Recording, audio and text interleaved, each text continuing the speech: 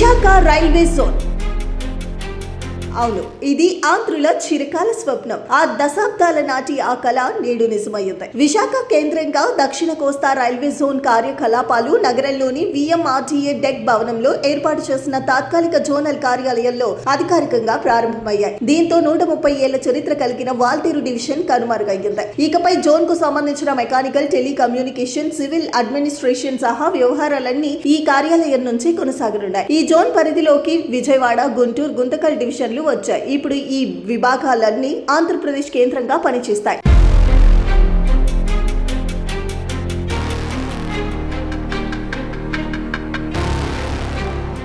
AP కనెక్టివిటీపై SCOR ప్రభావం,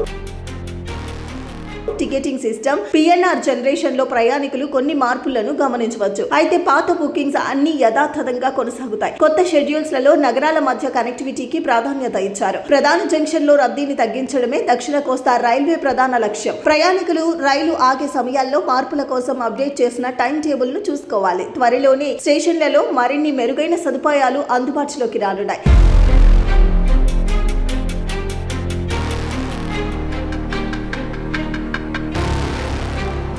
south Coast రైల్వేలో కలిగే ప్రయోజనాలు.